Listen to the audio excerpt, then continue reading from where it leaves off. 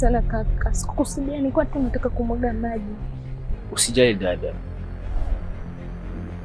Ukosea ni kitu cha kawaida. Basi naweza twende nyumbani ukabadilisha nguo. Nikakupa nguo nyingine. Hapana. Mimi naondoka hivi hivi. Ila siku nyingine uwe makini. Nisamehe sana kaka.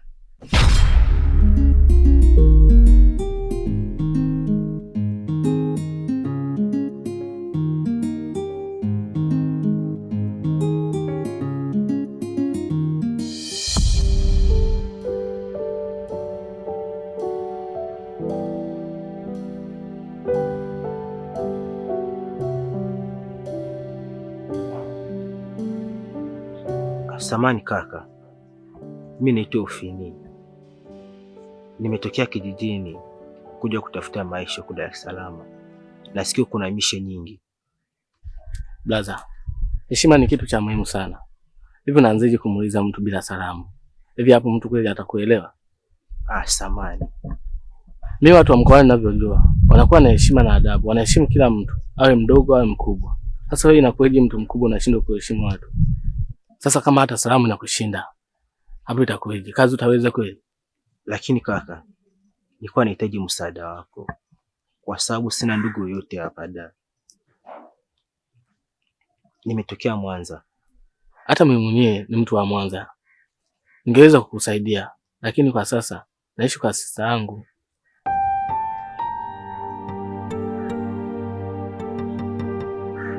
Labda uendelee kutembea tembea huko mbele, unaweza ukapata msaada.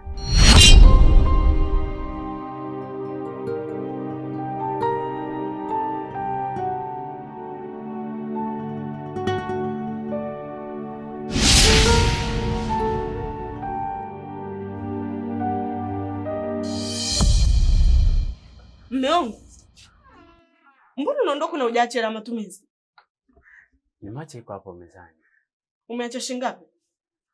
Nimeacha 5,000. Yaani kabisa wewe mwanamume unaongea na kujisikiliza kabisa kwa akili zako timamu, eti umeacha 5,000. 5,000 inatosha nini? Kwa 5,000 haitosha. Yaani mpaka nakuuliza umeacha shilingi ngapi na maana yake haitoshi. Hiyo 5,000 mimi inatosha kitu gani? Nile sasa hivi asubuhi, nile mchana, nile usiku. Tena usiku tuko wawili. Inatosha nini hiyo? Alafu unakosea. Usiseme unakula. Jesse tunakula. Kwa sababu hata mimi nikitoka kazini na ngojea chakula hiko nilichokipika na mimi ndo nikile. Alafu kingine just understand. Kazini sasa hivi mambo hayajakaa sawa. Nipo nahangaika kuyarekebisha yarudi kama mwanzo. Kwa hiyo nikisha yaweka sawa, everything itakuwa kama ilivyokuwa mwanzo. Tarudisha mfumo wote wa zamani, lakini please, for this time naomba uelewe tu kwamba things are not good. Kwa mwanangu usinichezee akili. Kama ushapata malaya wako huko ndo anakupa kiburi na pesa nyingi unaenda kuwapelekea wao, mimi unaniacha 5,000. Baba nimechoka na siwezi haya maisha. Sijazoea shida mimi. Sasa hapo unaanza kunipanda kichwani. Malaya gani? Yaani hao malaya unawazungumzia wewe malaya gani? Nimekwambia kazini mambo hayajakaa sawa. Just wait, mambo yakiwa sawa nitakuwa narudisha mfumo wa zamani, lakini kwa nini hutaki kuelewa? Nitajiaje? Maana wanaume mnaanzaga hivi kidogo kidogo. Listen. Wanawake wenzako wanaachiwa shilingi 1,000 na wanashukuru mara 1,000. My husband think. Wewe nimekuachia shilingi 5,000 unasema haikutoshi. Serious? Ulishasema wao na sio mimi. Uno tofauti gani na wao? Huo unaojua wewe bwana wewe. Wewe mumbi wa dhahabu? Almasi? Kwamba wewe hiyo hewa wanaoivuta wao wewe hauivuti. Unavuta hewa yako special, si ndio? Just understand. Mimi nimekuoa wewe, sija kununua. Usije kujifanya kwamba una high price. Please understand. Na usinipande kichwani. Usichoshane. Kwa hiyo unaiacha 5,000 inanitosha mimi kula sasa hivi asubuhi na mchana. Usiku wao kiwapo utakula nini? Mawe na maji au? Okay, whatever. Just do whatever you can. Fanya utakachotaka basi.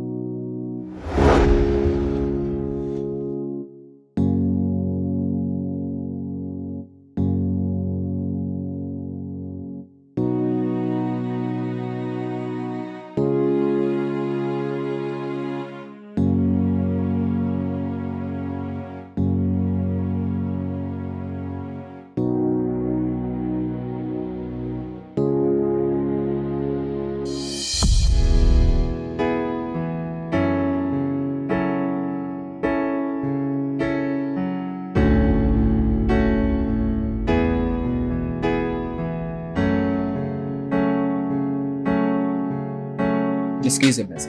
Hii nyumba sio ya kuombea ombea, sawa? Mwili wako mkubwa kama wa tembo unatakiwa ufanye kazi ya kuchangamka. Mtaa mzima unajua basi mimi chizi yake zangu hazipo sawa. Utakuwa kuchimba atanisaidia namba chakula. Wewe nini? Toka. Toka bana wewe vipi? Bovu mimi. Toka. Wa mzee toka bana.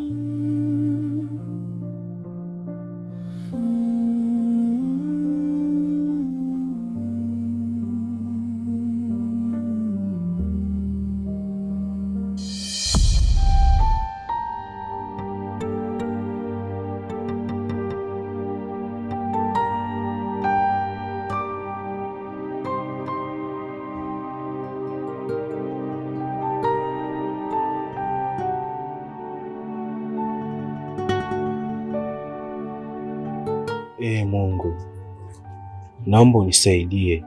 Mbona mama ameenda tofauti? Yamekwenda tofauti na ambavyo nilikuwa nafikiria. Kumbe hivi ndio Dar es Salaam ilivyo.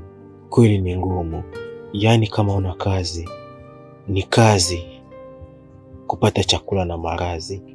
Ama kweli waliosema huwa yaone, basi nimeanza kuyaona.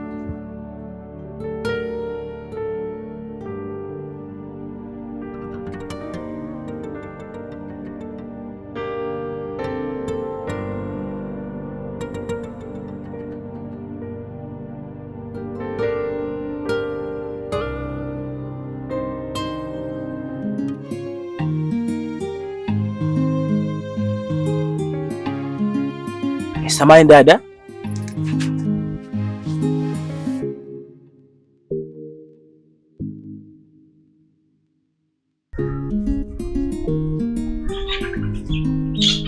Samahani dadangu. Hapa naomba unisaidie buku. Niweze kununua miogo nile. Kwa sababu na siku mbili sijala. Nimetoka kijijini kuja kutafuta maisha huko Dar. Na wala sina ndugu yoyote huko. Pole. Unajua maisha yana changamoto nyingi sana. Hata mwenyewe ndugu yangu alishokutana na changamoto kama hizi. Na alisaidiwa na mtu asimjua kabisa. Hata mimi leo nikitenda wema kwako, sidhani kama nitakuwa nakosea. Nikikuomba tu twende nyumbani kwangu, at least nikakustiri, utakula, utalala, utaoga. Sasa nikikupa hiyo buku sasa hivi, sawa utakula, utalala wapi?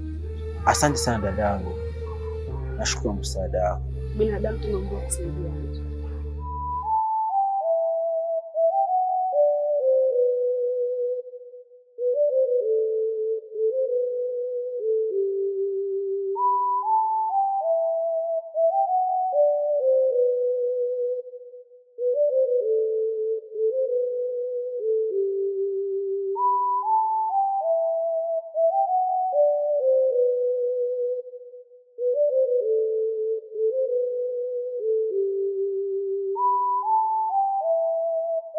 Sasa kakaangu, karibu. Hapa ndo nyumbani kwangu.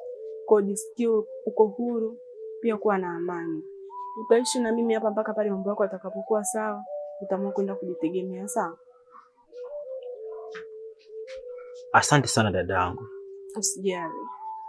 Una moyo wa kitofauti sana. Usijali, karibu.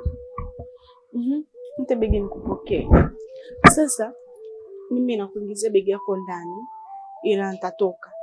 Hivyo nitaacha mlango wazi. Ningeomba uende uoge, ukimaliza utaingia tu ndani. Sawa?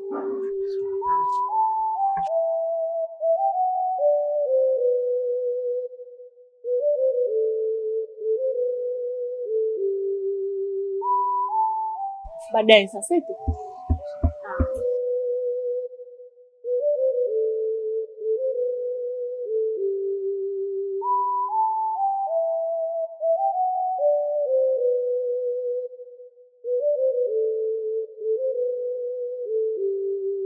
Habari yako shemeji? Safi, za kwako? Safi tu. Siku nyingi umepotea, haonekani. Yaani hata kuja nyumbani kunitembelea siku hizi huji kabisa, sijui hata nimekosea nini. Lakini shem, kuna jambo mimi nimekuja kukueleza. Wakati narudi nyumbani kuna kijana nimekutana naye. Ni kijana alikuwa anaonekana anahitaji msaada kusema ukweli. Na mimi nikaona sio mbaya kumpa msaada, nikamchukua nikaenda naye nyumbani, lakini kakako sijampa taarifa. Sijui kama atakuwa amefanya makosa au vipi. Shem, unamkaribishaje mtu usimjua? Tena amekwambia kabisa ni mgeni. Ni kweli shemeji unachokisema. Najua binadamu tumeumbiwa kusaidiana na moyo wa huruma pia. Kwa mimi nilivyomuona binadamu mwenzangu anahitaji msaada na anatia huruma kiasi kile, nikaona sio mbaya kumchukua na kumpeleka nyumbani kumpa msaada.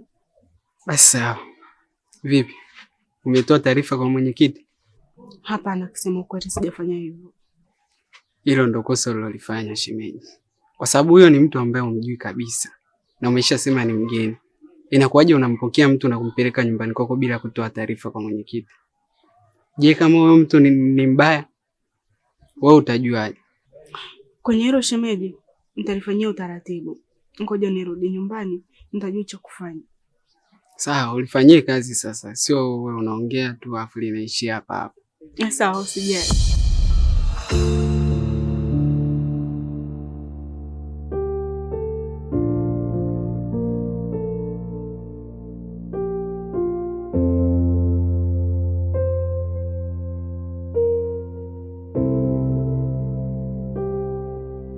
Mume wangu, unakumbuka kuna kijana nilikwambia nilishie kumwagia maji?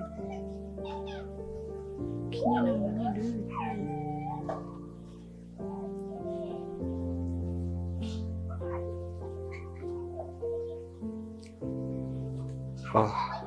Vipi kijana? Na kulikoni umekaa peke yako hapa?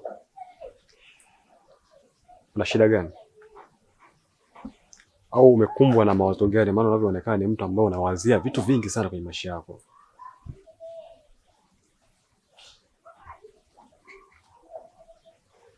Unaweza kanieleza ni changamoto ipi ambayo inakusumbua? Na nini kinakupelekea mpaka unajitenga na kukaa peke yako?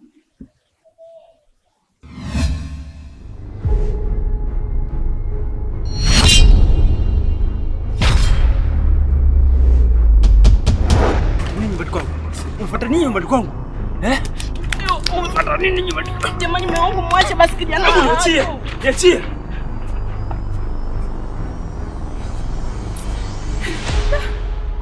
Ni bora tangeuliza kuliko kufanya maamuzi bila hata kujua kosa liko wapi na sababu ni nini. Then how do you take me? Samahani mume wangu, ni kijana nilikutana naye njiani anahitaji msaada. Nikahitaji kumsaidia. Msaada? Yaani msaada, mtu anaingia bafuni kwangu, anaenda kulalia kitanda changu, anaingia ndani kwangu, anakula hadi chakula ambacho nimekilipia mimi, unasema msaada? Samahani, sikukupa taarifa babangu. Nisamehe mume wangu. Hivi toka lini msaliti anatoa taarifa kwamba anaenda kusaliti? Na hii nilikuwa kazini naona kabisa, ninaona reality kabisa kwamba mke wangu anaenda kunisaliti. Hili nimeliota na ndio maana nimewahi kurudi. Kumbe asubuhi na kuachia pesa unasema haitoshi, kumbe umeplani kupikia mabwana zako. Sawa. Sawa.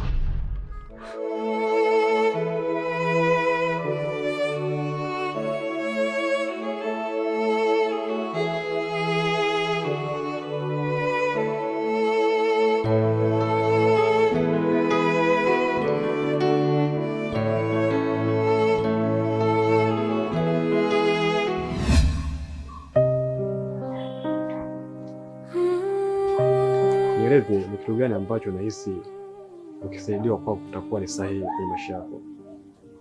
Shida yangu, sina ndugu yote hapa Dar es Salaam, na nilikuwa nahitaji kazi. Sina sehemu ya kukaa. Mimi naweza nikafanya kazi yoyote kaka.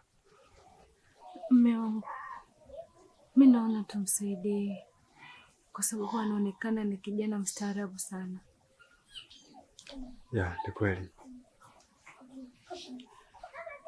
Bila shaka nadhani zile jitihada zetu za kutafuta mfanyakazi zitakuwa zimefikia mwisho. Hatupaswi tena kuendelea kutafuta mfanyakazi. Kijana leo hapa amepatikana, tutaondoka naye nyumbani. Pia naomba tuishi naye kama ndugu yetu, mdogo wetu. Leo tusimtenge kiasi kwamba kama alivyoeleza hana ndugu hapa Tanzania. Kwa inabidi mke wangu tuonyeshe ushirikiano kwake, na pia tumsaidie kwa hai na uvumba, ili na yeye aweze kupata furaha ya moyo wake. Naweza kumsaidia hicho kilemba ili aweze kujistiri, tuondoke naye nyumbani.